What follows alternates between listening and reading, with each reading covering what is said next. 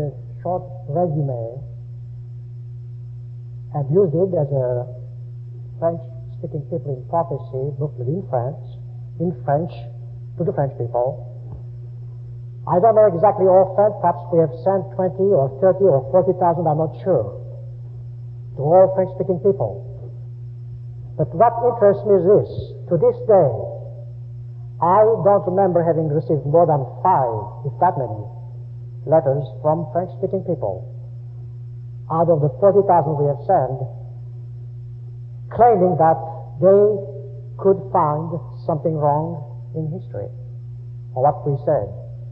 In other words, the proofs given in this book were strong enough for the French people to accept and not to argue against it, except for 3 or 4, I guess, at the most, who, of course, objected to it, but they did not have any proofs against. I would like to stress one point before we go ahead, that I'm not going to speak for the French-speaking per se. I'm going to speak for France primarily because it's a vast subject, but I'll tell you in a moment why. I also would like to state that I am not, underline, not a historian. I'm not a scholar in that respect, but I do believe in the Bible. Therefore, I'm basing my knowledge, my research, with my wife's help, and she helped me a lot in Montreal, on what I discovered in the Bible from Mr. Armstrong's book and also from history books. I think that if you put all of this together, you'll be able to prove that French people indeed are the descendants of Reuben.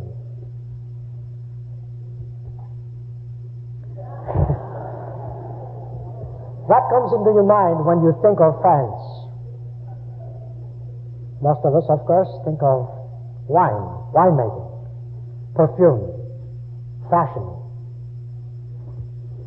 Some of us think of the Eiffel Tower.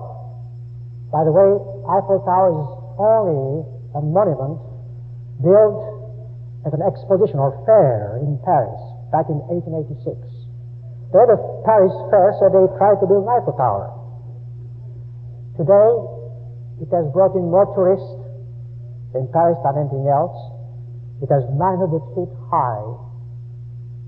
That is not my subject.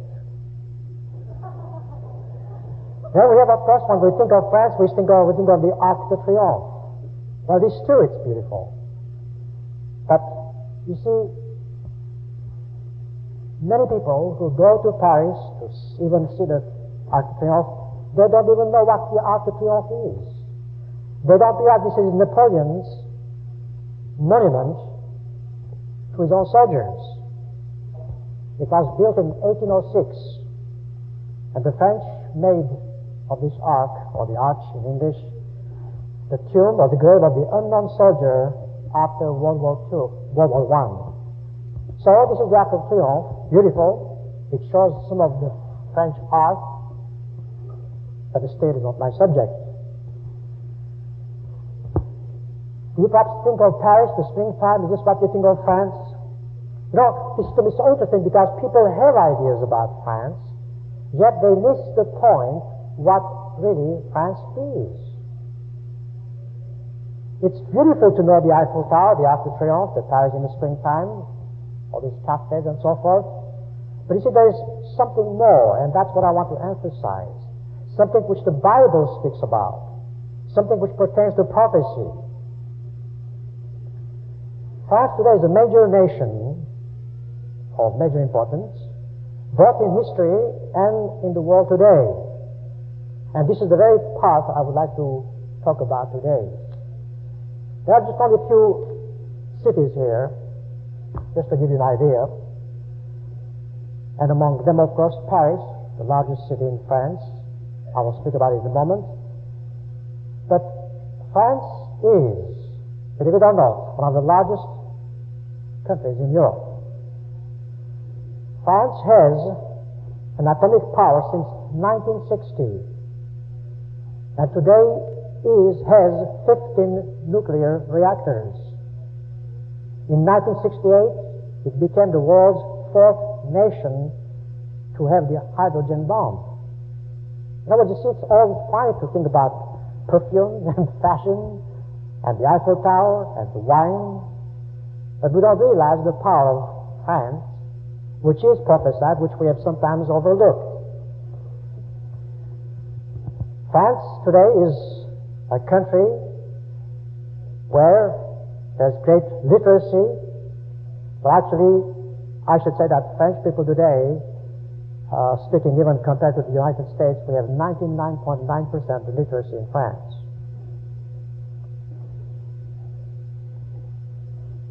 It is also the world's fourth most important exporter of conventional arms and weapons, and except for Russia, the French army is the largest in Europe. Now, go a bit farther yet, as of these powers I showed you a moment ago, I spoke about. France today, together with Britain, of course, developed the great supersonic power of Concorde. But before that, perhaps you don't realize that the French is the world's fifth largest producer and second largest exporter of automobiles. Just to give you an idea.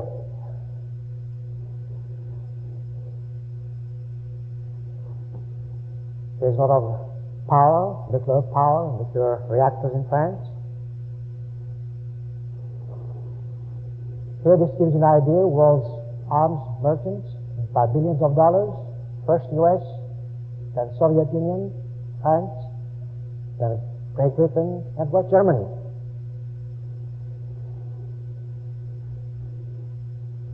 Here's the French army, part of that list.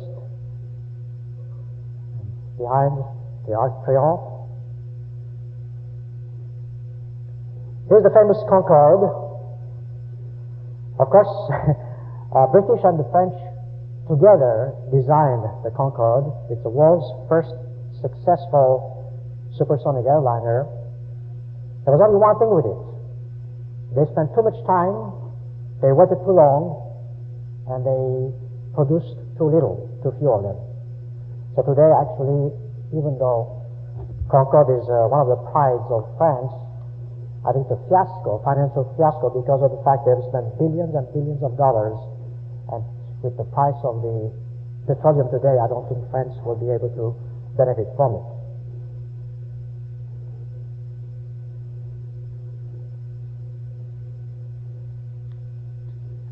Now here we have, from the very beginning of the 19th century until the World War II, France was the art capital of the world. Paris is recognized as the major center for connoisseurs, not only of art, but of music, architecture, cuisine. Here's a French Gothic and neoclassical architecture which set the standard for the Western world for many centuries. Here's a very, very well-known Versailles, the magnificent Palace of Versailles, which ranks among the world's greatest tourist attractions. Versailles was the residence of kings, especially Louis XIV.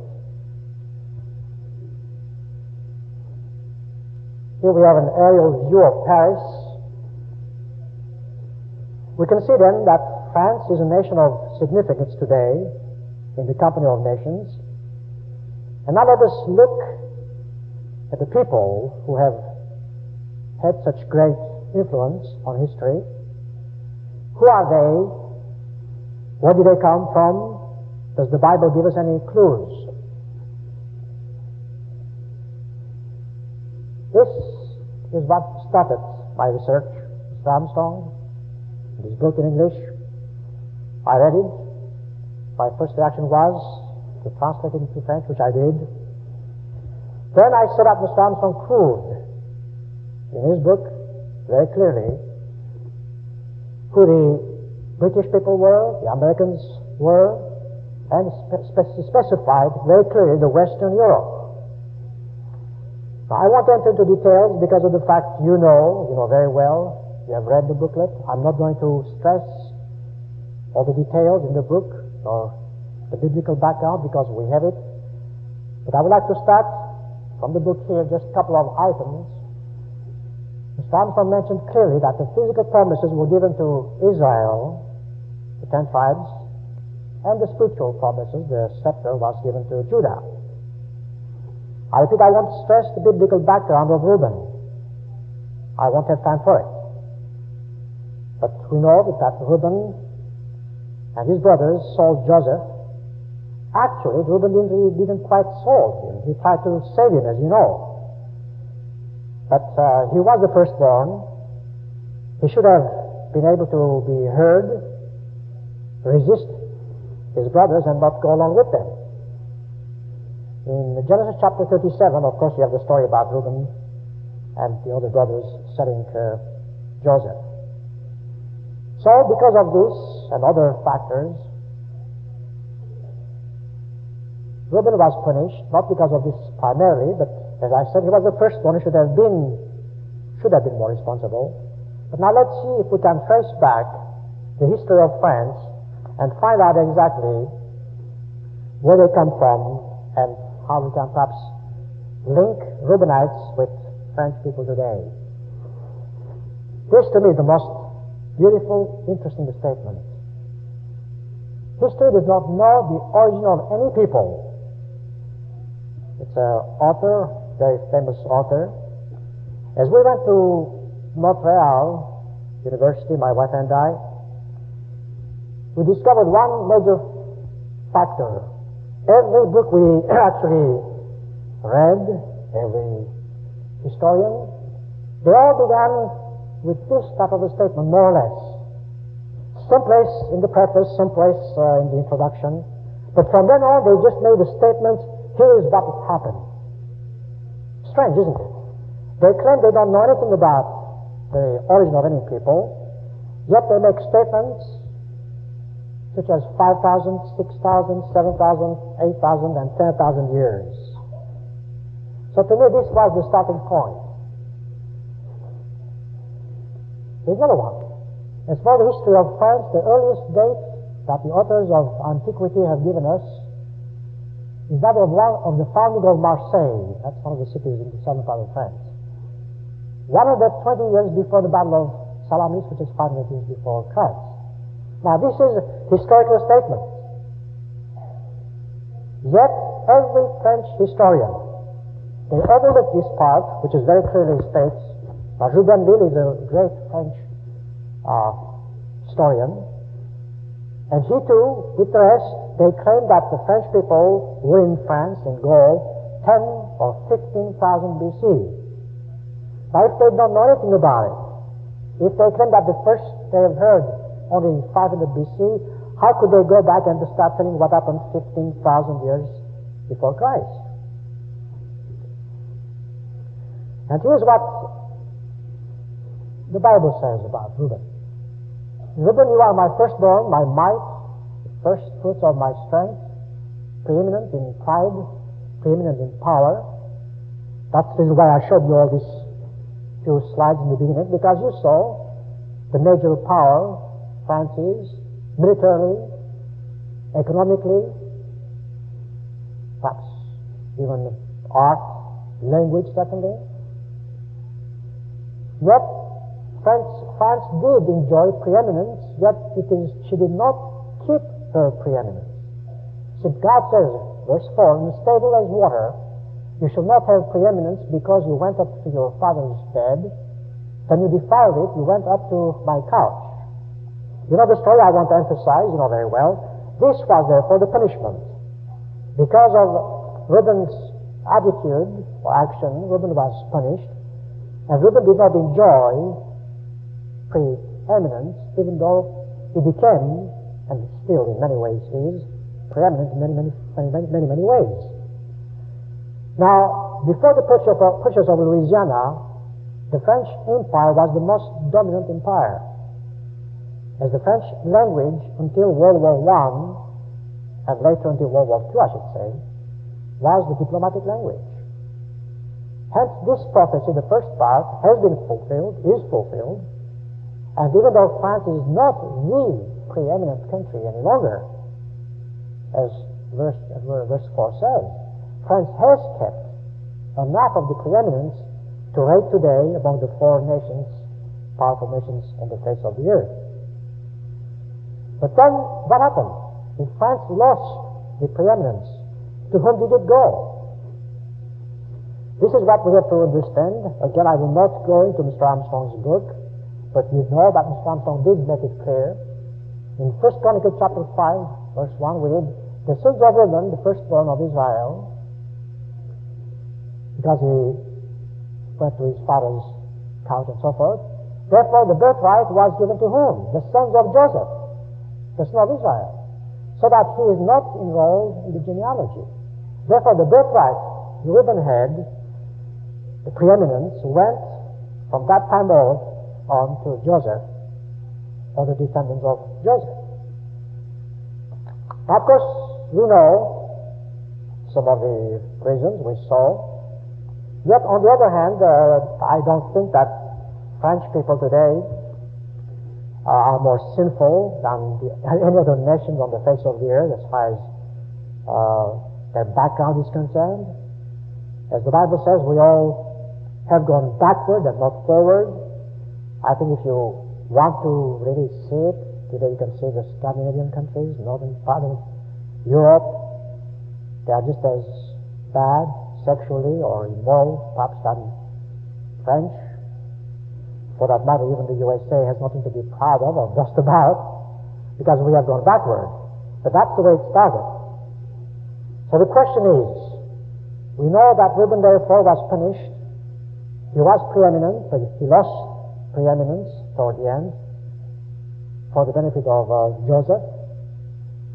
Now, can we really today identify 100% the tribes of Israel? This is the big question. When I read Mr. Armstrong's book, I was convinced, but I had to go one step further to prove that Reuben was also the ancestors of France. But before we go any further, I don't think you can convince anyone of anything unless that person has somewhat or something of God's Spirit in him. God says by faith we understand that the world was created by the Word of God, so that what is seen was made out of things which do not appear. Now this, to me, is the foundation of faith. If we don't have this type of faith, no, I don't think we can prove anything. But if you really have faith in God, then with biblical evidence, with historical evidence, you can prove who the Israelites are and who the Reubenites are and so forth. So I put this slide because it explains that history alone, or for that matter any science, cannot and does not prove anything to a carnal-minded person. Faith plays a major role in recognizing the biblical history of creation or biblical accounts. Please have this in mind as we continue the study. We don't have too much information on hand, nor are there too many factors known.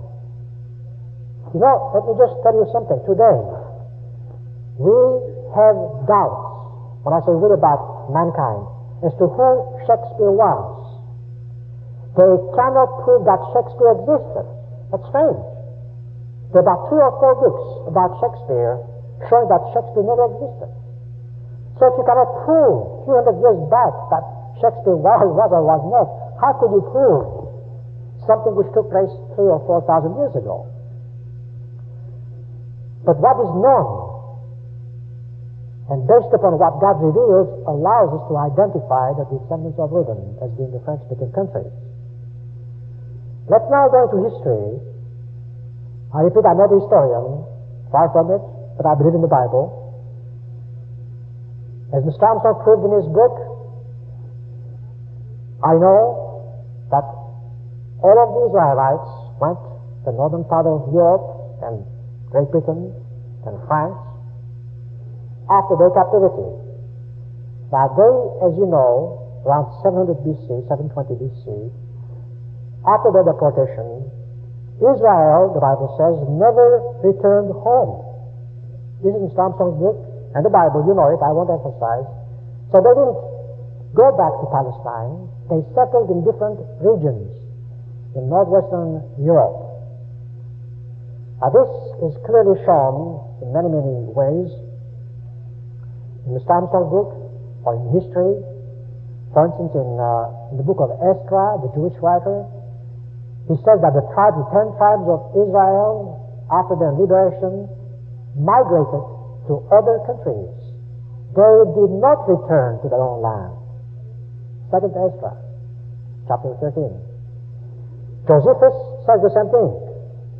The Bible clearly shows, which I don't have the slides here, in Jeremiah chapter 31, Isaiah chapter 49, Bible clearly shows that at the end time you will find the tribes of Israel northwest of Jerusalem. Those are the things which you should know. I don't want to emphasize because of the fact Mr. Armstrong has made it very clear in his book. I repeat, I did not study per se in this study here French-speaking countries, except as they come along with France, but only French people. The Bible speaks oftentimes of Reubenites, of Gadites, as you know. They were together most of the time. Secondly, history recognizes that actually all the people who came to France or Western Europe, even though they are different tribes, the same group of people, they came at different times, but they have much in common. Because Israel turned away from God, was taken to captivity, and as they left captivity, they were as pagan as any other nation, pagan nations. Hence, they lost their identity. It is hard today to really know the difference between a pagan nation and Israel, which also became pagan. France, we know, as you see it here, this was before the Gauls entered France, was actually inhabited by other people who were pagans, who were other tribes. They were not Israelites. The names are, unfortunately, not the map I wanted, but I could not find the map I wanted. But France, prior to the invasion of the Gauls, or the Celts, this is a picture of it. Before the arrival of the Gauls in France, the country was inhabited by other peoples. Historians claim that these people were Ligurians, I repeat, and Iberians. You won't find the words here, unfortunately, it's Longundus, that's not the same thing here. But Ligurians and Iberians were the first inhabitants of this country. This is history. Now, all kinds of dates are given for the arrival date of these people. But as you know, a moment ago you heard that the first thing they knew was only 600 BC. Therefore, all this is only, let's say, hypothetical. The Ligurians came from Sicily. There are traces of the Ligurians in the southern part of France. Ligurians are more or less Greek descendants. And today, any Frenchman will tell you that most southern part of France is under Greek influence. They even look more like Greek. They have a different accent from the north. Not that, of course, Ligurians is still there, but they have left some marks. So the southern part was Ligurians. And the western part, and west and south, towards Spain, were the Iberians. Again, I repeat, the Iberians and Ligurians left very little influence on France. They are not, I repeat, they are not the ancestors of French. Now, this is historical evidence. Any French historian will tell you that Iberians and Ligurians were not the ancestors of France. They will all say that the Gauls or the Celts or the Celtic people were the actual ancestors of France. That's something to remember. That's awfully important. Now, as we start our migration, I want you to see on the right side, views to our right side, Scythia. Then you have Cimmerians, also in practice Scythia. On the left side you have Gallia, and northern part of Italy you have Liguria, Ligurians.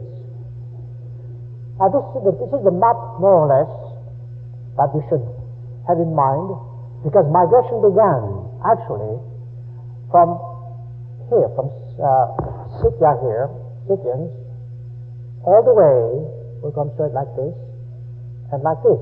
Some of them came straight to Gaul. Perhaps next map will show it. Yes, here it is. So, what interests me here is primarily are the names. There are different names, there are different spellings that I'm going to prove to you in a moment that different names are qualifying or designating the same people. The Celtic people today have their origin in this what we call Cimmerians or Scythians people. But be careful, not every Scythian, not every Celtic, is, let's say, of the same tribe. Let me explain this in a moment. You might be in a country, you might be part of the country, but you might not be of the same race.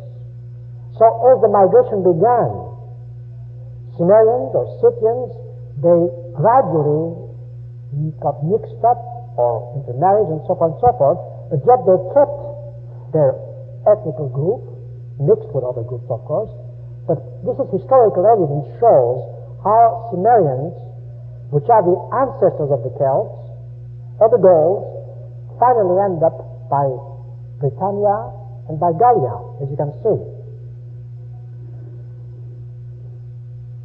Now here is one of Mr. McNair's, I guess, slide. I find it very interesting for two reasons. Look first of all where Scythia is again, most of Russia. As you remember, they started from the Black Sea and from Caspian Sea, then they came to Gallic or Celts. But let me just point out one thing which is to me most interesting here. Bit Cymru. Now this is not biblical. This is history. The name Bit Cymru means the house of Omri. Interesting, isn't it?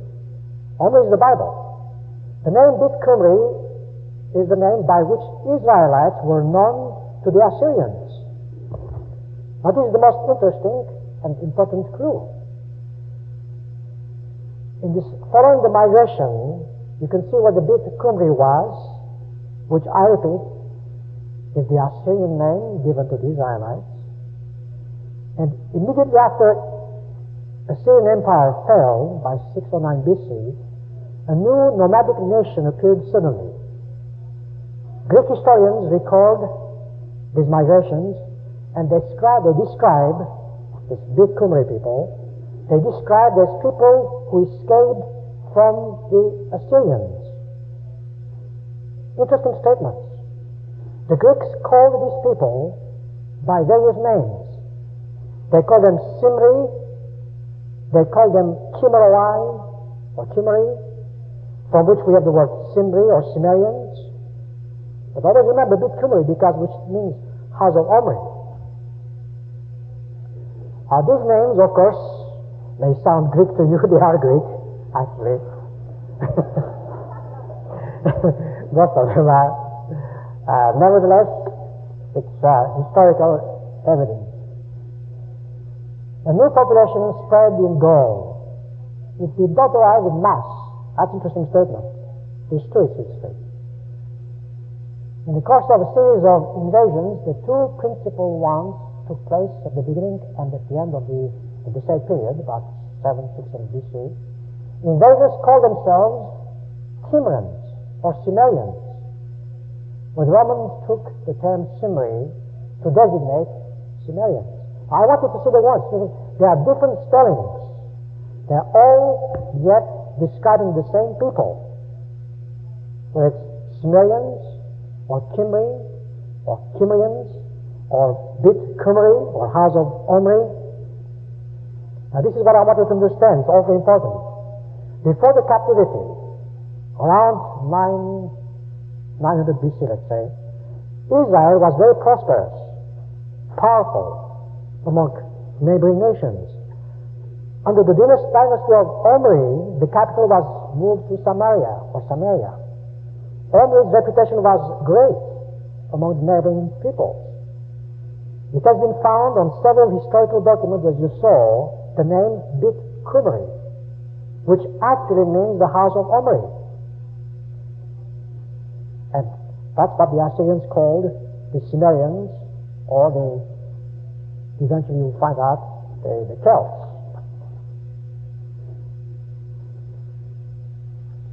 Now, let's go a bit further yet.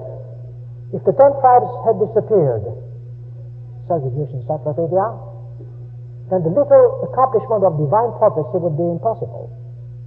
If they had not disappeared, then they must actually exist under different names. That's exactly what happened. Now this again, you see, I wanted to compare the Bible statements with what history claims. Alright, let's go a bit further. The earliest writer who makes mention of the Kimri was Philemon.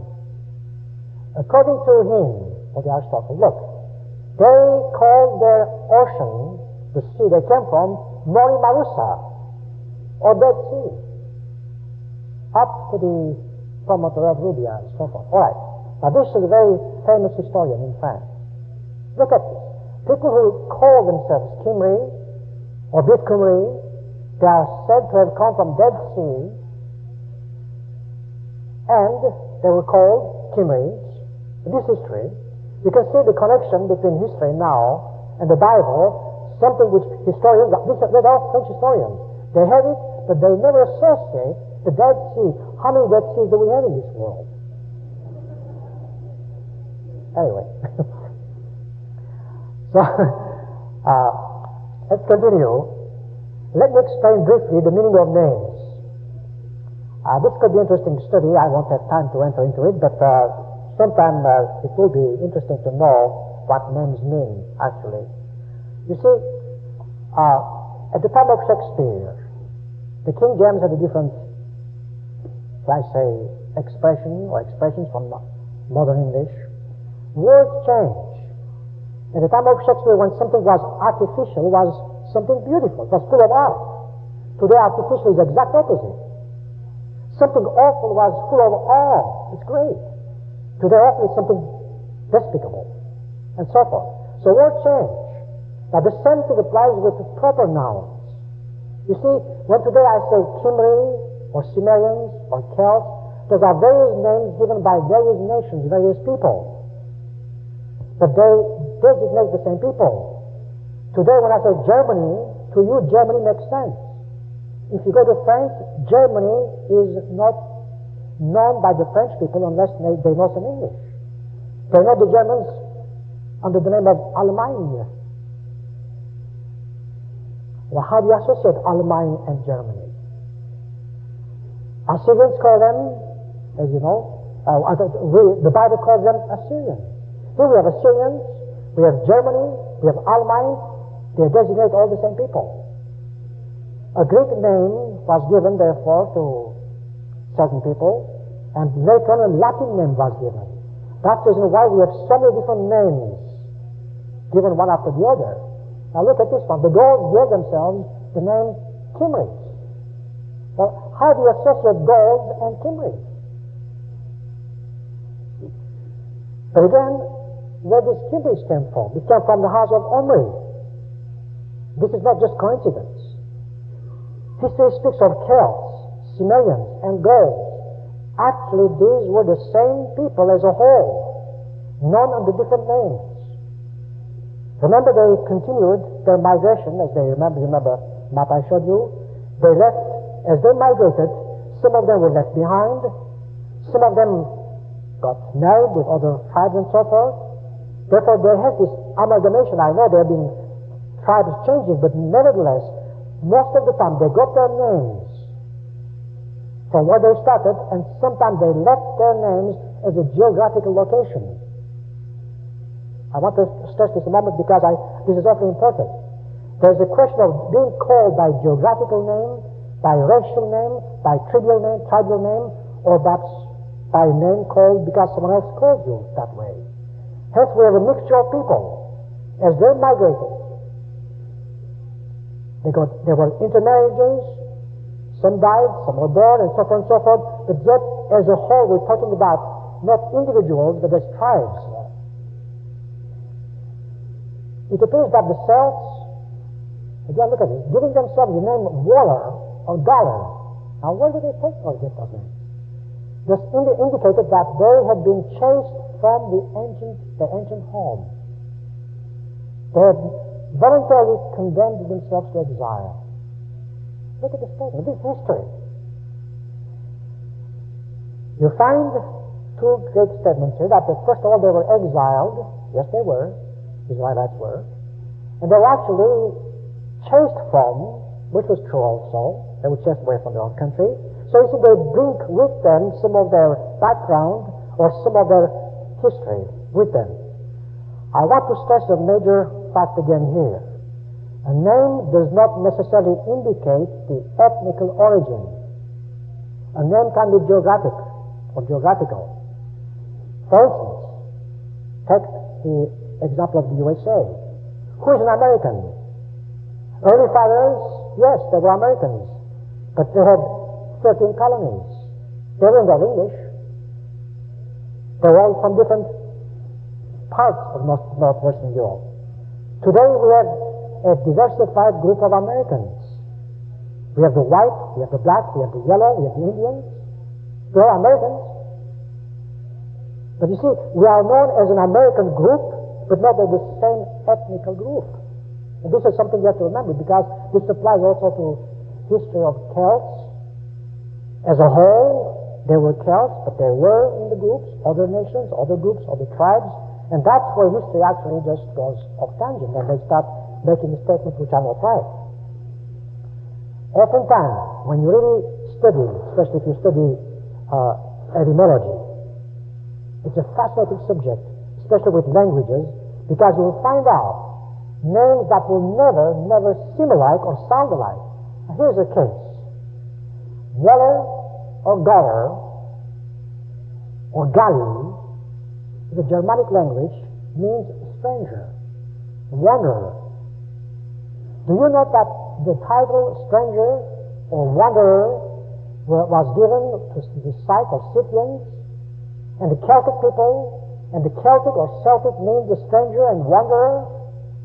These are all the same words from different perhaps languages, the Latin or Greek or whatever it might be. You see, they are designing the same people again. The wanderers, the strangers, and Gallic, and so forth and so forth. The letter W or the G in English are interchangeable, like Wales and Golds. That's a totally different subject. But it is interesting because we oftentimes, in history, let's say, look at names and when we try to designate as to where they come from, rather than to study the etymological foundation, and also primarily with the biblical indication. I repeat, not all people bearing the same name are of the same ethnical origin. This is true with the Gauls, with the Celts, with the Sumerians, which are primarily the same group, but combined with other group of people. Later the Scythians. Now, not all Scythians, not all Celts are Israelites. Bear this in mind. Well, I'm talking as a whole, not as individuals. These are German forms of Well, or Vala, Welsh, Valatis, Wallen, Galwa, Gaul. All the same words. Because some of those are English words, Welsh and Gauls. The W and the G, I repeat, are interchangeable in etymology. Actually, what is a fascinating case, oftentimes you'll find out that the old languages, not the Hebrew, I speak about the perhaps backward countries, they only have 6 or 7 consonants. Today there are some countries in Africa, they only have 6 or 7 consonants. If you say B, they don't hear B. B, P, D, it's all the same sound. They can't hear. That's the reason why sometimes, even in the old times, W's and the G's had the same sounds at the time. But that's a different subject. Let's continue. Names, as I mentioned a moment ago, can be different from country to country, but they designate the same people, not necessarily the same race. Now, according to Encyclopedia Britannica, most historical works on migrations of the Sumerians locate them originally from Scythia. In other words, from the Black Sea. Here's a statement from Britannica that the Scythians or the Sumerians came from the Black Sea. From they were driven far from this country by a group of invaders called Scythians by 700 BC. Now let me show you something to me the most fascinating. I'm sure you have heard of King Darius. This is a stone honoring King Darius, his conquest. This is original stone writing, of course in our own letters. 3 different languages, in Persian, in Susa, which is Elam or part of Persia, and in Babylonian. Could you really find any similarity between Scythia in Persian, Scythia in Susa, and the country of Sumerians?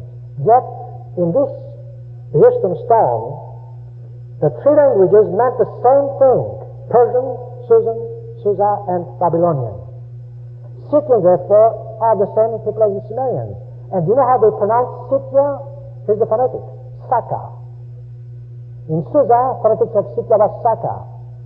In Babylonian, phonetics of Saka, or whatever it is, was Gimri or Jimri. You see, when you look at this, I can't find any more convincing document to prove that Scythians as a whole, not individually, as a whole, and the Saka, of whom Mr. Armstrong speaks in his writings, and the Gauls, and the Sumerians, and the Gimri, they are the same people called by different names, and changing names as geographically they change places. But you see, this, as I mentioned a moment ago, identifies the Scythians and the Sumerians.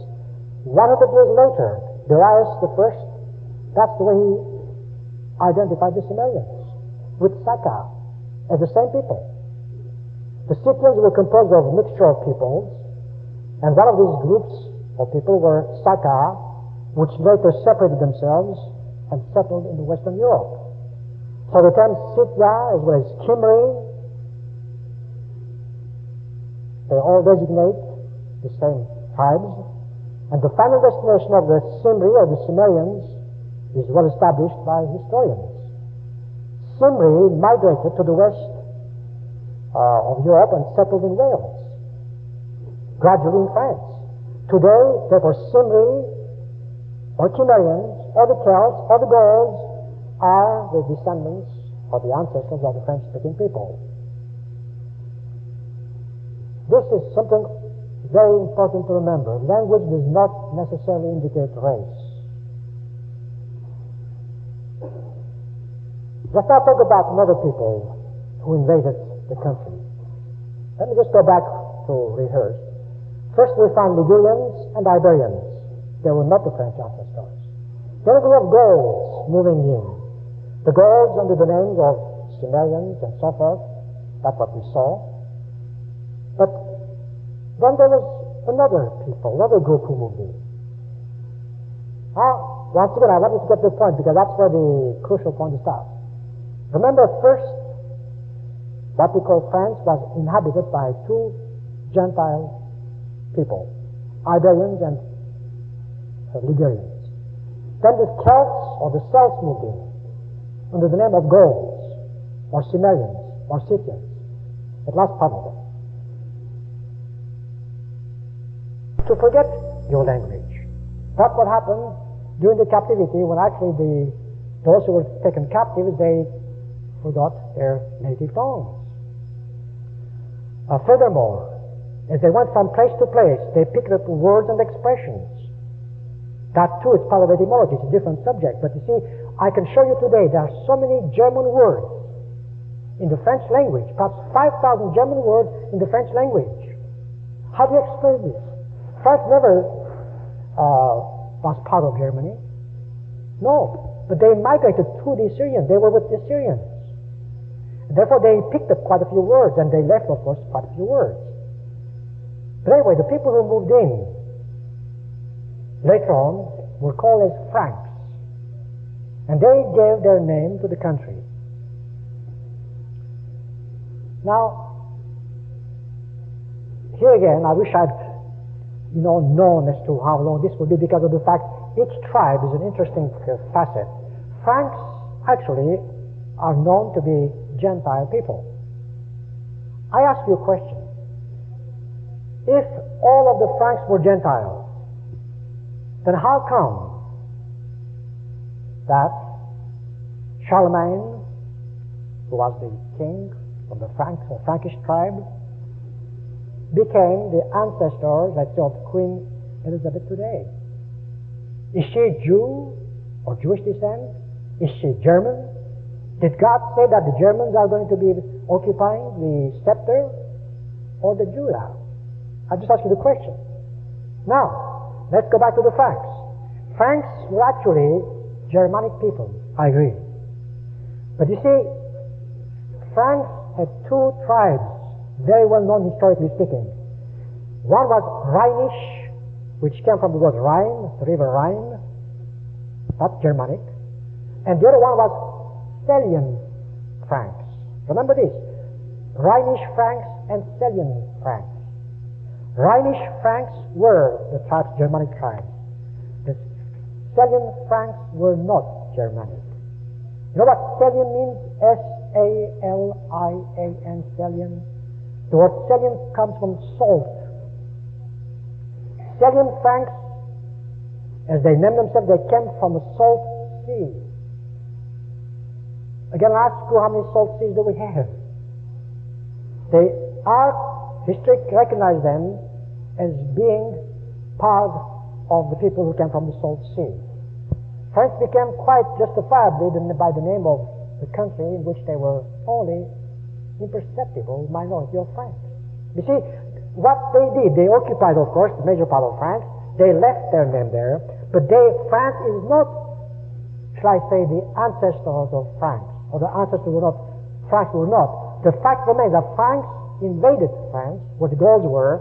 They left their name, but, I repeat, the tribes that invaded France, there were two tribes, Germanic, Rhinish, and also Salian. But look what the French historian says, that the German tribes, or for that matter, for any Franks, they hardly left any marks in France. That's history. And then again, another statement: the Germanic peoples brought of themselves nothing useful to Gaul, other than a little young blood. That's history again. All right? And how come, as I said, that they actually were so important that they left their name over there? You see, France is called after the Franks and not after the Gauls because of the fact the Franks occupied what we call the heart of France. If you know anything about France today, and has been like this for a century, Paris is the center of France. The French people today in France are about 54 million.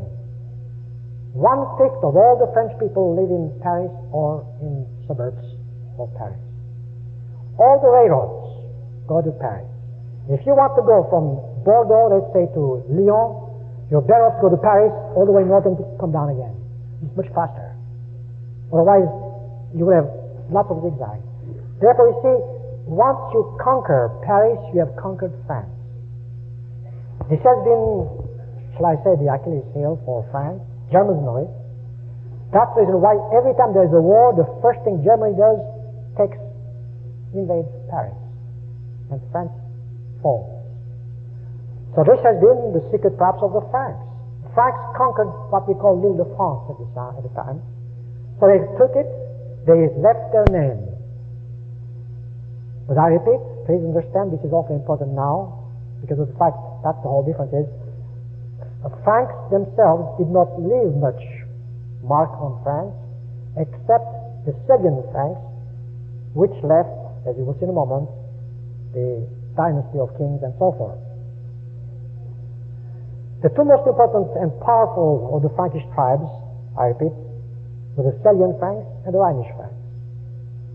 I repeat again, the Salian Franks were of Israelitish descent. They were composed primarily of Judah. And the Salian, if you check the Britannica, it will say the Salian Franks came from the Salt Sea. The Salian Franks actually established a dynasty. I won't have time to enter into details here. You know very well that the royal families of Europe and of Great Britain came from the Salian Franks. These Frankish dynasties must then be the descendants of Judah. If there was nothing of Judah here, I'm not saying all of them were, but if there was nothing, then how could this man here be the carrier of the scepter? Yet we know God has promised that David shall never lack a successor. Jeremiah chapter 33, verse 17, as you know. So, the house of Israel never lacked a king on the throne of David. And that throne of David was continued today to this moment to the Queen Elizabeth by this man over here, Charlemagne, who was a Frank.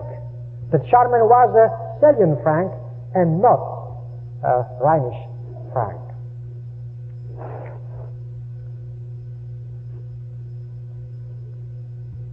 Here you see the coronation of Charlemagne, and as you know, the Queen Elizabeth is descendant of that throne.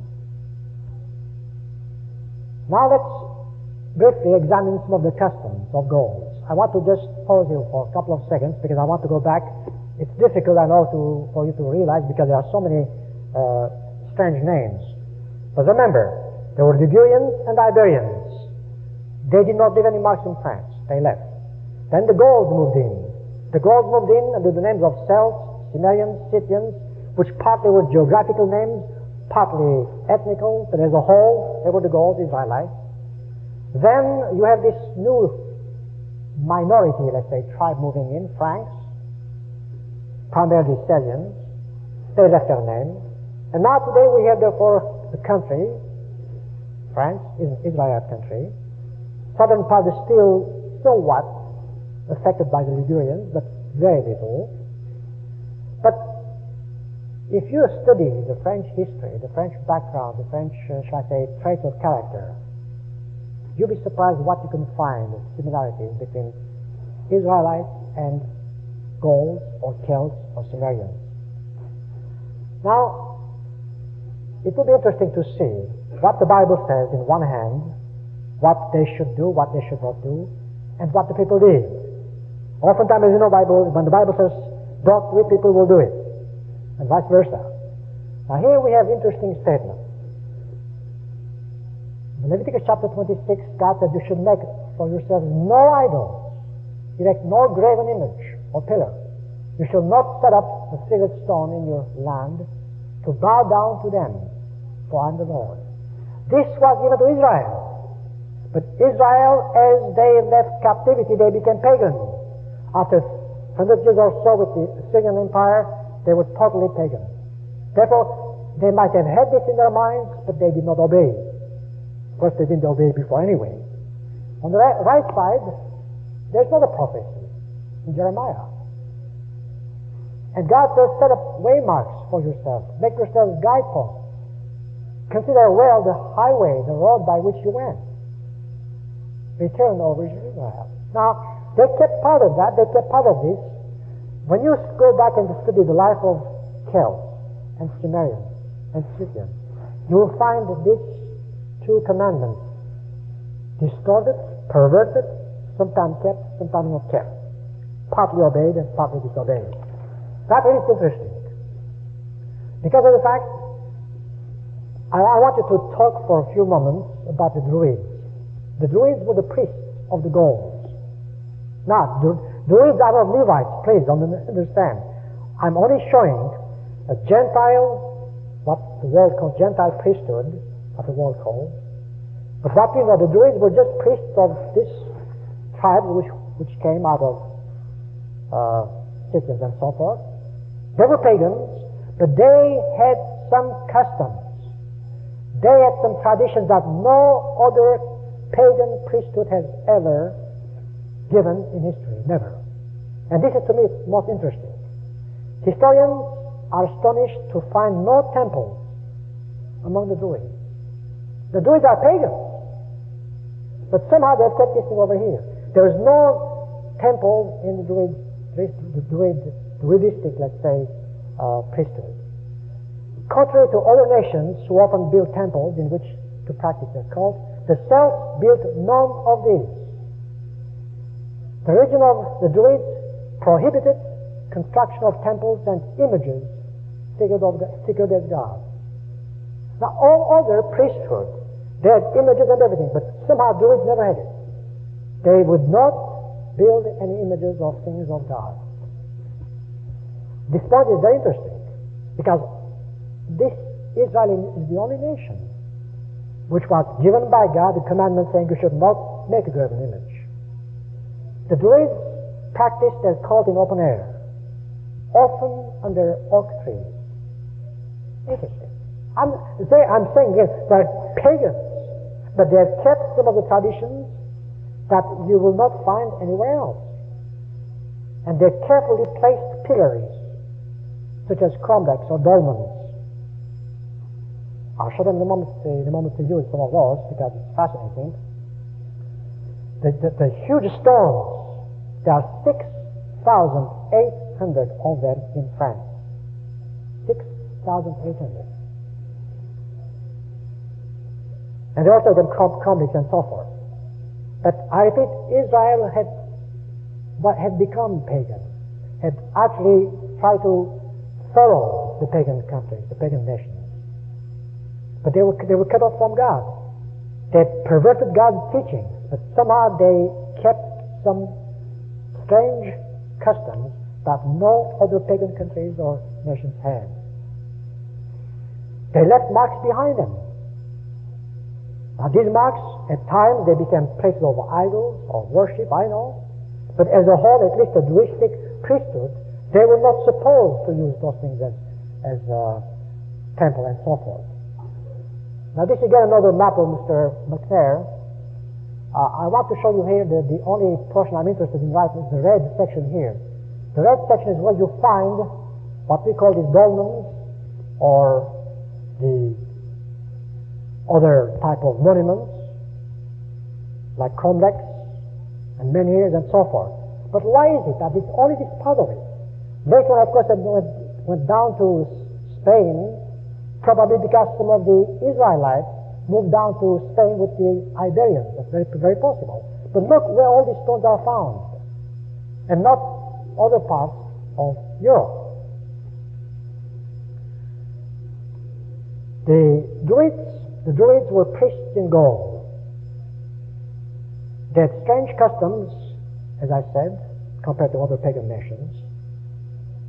Some of the customs, I should say, they're quite, shall I say, could be compared to what the Bible says, what God told Israelites. I repeat, please understand, I'm not saying the Druids were Levites, but I'm saying that they took with them some of the Levitical priests' teachings with them and brought about with them because of the fact you would be surprised with similarities. Now, for instance, the Druids were exempt from military service. They would not be part of military. Moreover, historians say that the Druids did never pay taxes. Now, as you know, in the Bible, Numbers chapter, 2 and so on and so forth. No, it doesn't matter. I will come to it in a moment. In the Bible, when God numbered the tribes, He never numbered the Levites as part of the army. Coincidence, maybe, a strange coincidence, and also interesting coincidence because of the fact some of the leftover perhaps teachings they might still remember with them. The cult of sacred stones constitutes one of the most ancient forms of religion. It was widespread among the Semites. Now, if you want to know what Stonehenge in England is, look at it. It's very famous circle of raised stones, because it's Stonehenge, in Great Britain, is perhaps the best known example of this outdoor temple. Now, we think it's an outdoor temple. Maybe it is, I don't know. But this is the most astronomical calendar. Any historian would say it's very precise. It is capable of predicting the seasons of the year, even the eclipses of the moon and the sun. So that's all we know about it. It's fascinating that this was actually built by the Celts, or the Welsh, or the Sumerians, Gauls, call it what you want, who actually were the ancestors or the descendants of the tribes of Israel. Here we have another one in France, Carnac. This is a village in western France. You won't find it in Germany. It's a western France village near the Atlantic coast. It is the site of more than 3,000 prehistoric stones like this. 3,000 of them. Strange. Is it what we saw? Bible says you have to leave marks behind you. I don't know. I'm just giving it an interesting, perhaps, highlights here. The Druids, as I mentioned a moment ago, were known to worship under oak trees. Why oak trees? What are peach trees? I don't know. But you see, here again in the Bible says they set for themselves pillars and so forth, and on every high hill and under every green tree, every oak tree. See, it shows something that came with them. Later on again, you might perhaps compare this with oak tree that was very well liked by the Druids. Historians could not explain and cannot explain why Druids really liked oak trees so much. They don't know. There's no way of explaining. And they claim that oak trees played a major part in the Druidic culture. The Bible said, in Genesis chapter 5, so they gave to Jacob all the foreign gods, the rings that were in their ears, and Jacob hid them under the oak tree, which was near Shechem. Just again, coincidence could be, I don't know, similarities. But I think to me it's interesting enough. And there are many examples in the Bible, actually, when we speak of oak tree and cults and so forth. As you can see, even though they are totally paganized, they've kept some strange customs. But now there's more. There's much more yet as far as their customs and traditions. When you study the history of nations, you will find certain similarities between pagan nations. But you will not find among pagan nations some principles which are underlined in the Bible. Now, very well-known statement, everyone knows this one. God begins the days from evening to evening. That's the way it goes for the Sabbath. Fine. Why is it that among all the pagan people that we will find the goal to count the days by the number of nights? Interesting. Coincidence? No, I don't think so. See, again, you will find the people there who have kept something with them. Moreover, if you want to go a bit further, the Druids were priests who instructed the people. The Druids were the only priesthood, pagan priesthood, who believed in one God. That's monotheism. As you know, people believe in many gods. This is the people who believe in one God only. Even though it was perverted, but one God. Their religion forbade them to make images of God. Remember, they did not do any military service. Here again, the Bible shows that with Israel, the tribe of Levi, the priesthood, let's say, would not count it when they counted, let's say, the people for the military. So, as you can see, there are quite a few interesting aspects of the Druidic priesthood, and the Gauls and the Celts. Of course, when I speak of Druids, I speak of the Celts because that's the same tribes. They are just one is the priesthood, the other is just the people there.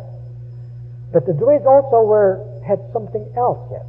They had another part to play, and especially they played this part as they were the public or private arbiters. In other words, they were the judges. They passed as the most just men and were the arbiters of public and private disputes. Especially pertaining to them was the judgment of crimes and murders. Again, interesting. No other priesthood with pagan nations had this type of a position or post. Reminds you of something? As you can see, Israel, even though it was cut off, even though they were paganized, they kept some customs that are unheard of with other nations. Here I repeat again, please understand, they were full of paganism. They believed in immortality, which is another strange aspect of it. I don't know why they got this idea, but yet, look at this. They proclaimed immortality of the soul. Nevertheless, they believed a day of fire and water would prevail over all the rest of the world. Now, where do you get this? You won't find this in any other history. They believe in immortality of the soul, which is a perversion, of course, of paganism. Yet they believe in the day of fire and the water. Again, notice the perhaps strange resemblance. I don't think it should surprise us too much, because even today the Jews, believe it or not, some of the Jews we know believe in immortality of the soul. I was horrified, Dr. Hay will tell you this, when I went to Mr. Colson's wife's funeral a few months ago in Beverly Hills, and it was a Jewish ceremony, and they openly stated that, that they believe in immortality of the soul. Here's a Jewish tribe, Jews today. So why should we be surprised that even a few hundred years back or a few thousand years back, the Druidic priesthood or the Celts also had turned away from God and perverted, let's say, their religion. Now here we come back to this map again. I wanted to see it. There's your Caspian Sea, Bit Cymru. As you remember the migration where we started, all the way from here, and this is the way it went. And all these various dolmens and so forth, and Stonehenge over here, and finally settlements over here. And this is historical, of course, history proves it. And Scythia, and don't forget that all the time, all the while, the Cimmerians, as they moved through Scythia, they took their names, they left their names and so forth. So gradually, you have a people who came out of Bit Cymru, the house of Omri, all the way Scythia and northern part of Europe, and eventually the Celts and so forth, who are the ancestors, as Mr. Armstrong has so clearly specified in his own book. And I would like in closing to at least show a statement from Josephus.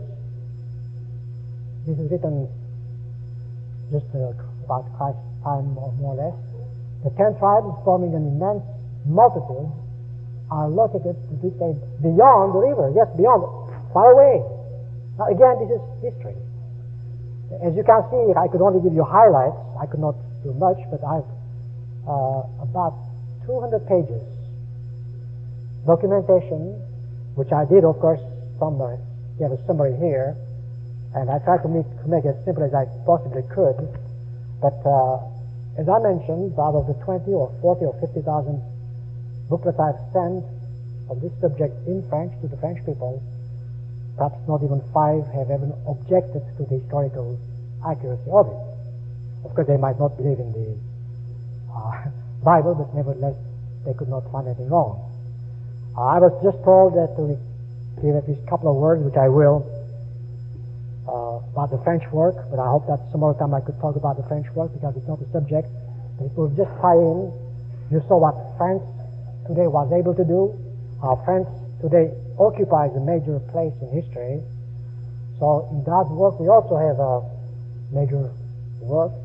Here's a side of French-speaking countries in the world today, in yellow. Lots of Americans don't even realize that even Vietnam originally speaks French-speaking. Madagascar, all of Africa, most of Northern Africa, France, Belgium, Switzerland. And you have Guyana, the West Indies, and of course you have Canada. So there's your God's work today the way it is. We have 16 churches, French-speaking, on the 3 continents. As I said, I don't want to stress on the point. It's not my purpose to talk today, but I wanted to show that even though today the French-speaking countries, we primarily covered France, the French-speaking countries and the French-speaking people do come primarily from the same Israelitish tribe. As far as the work is concerned today, as I mentioned, perhaps I could sometimes talk about it. I won't spend time. We have all of the major booklets, of course. We have PT. The first PT was in 1963. At the height, we had 120,000 copies of the PT. Now we're down to about 50,000. But believe it or not, today the French PT goes to 103 countries. We have all of the major booklets. No sense of showing them, they're one after the other. But all of these books go to all the countries you saw, and certainly, to me, one of the most interesting and fascinating book, which I hope to be able to, send more and more and more, will be this one over here, The Wonderful World Tomorrow. There's the world which we are expecting and hoping. It will be a world where there won't be any confusion. And by the time this world comes, I'm sure we all will know that the Celts and the Gauls and the Sumerians and Israel, we all came from the same origin.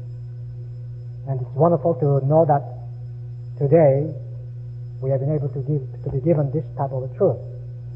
In closing, I would like to say thank you to all of you. Thank you especially for the people upstairs who helped me tremendously.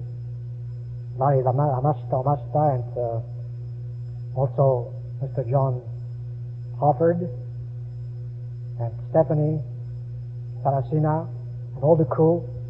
But I also would like to say thank you very much to someone who has made it possible for all of us to be able to understand, to be able to know, to be able to realize that without this man's help, you would have never known what you know. I would have never known what I know. And I'm glad God had called him to open his mind, and through him we have been able to understand. Thank you very much.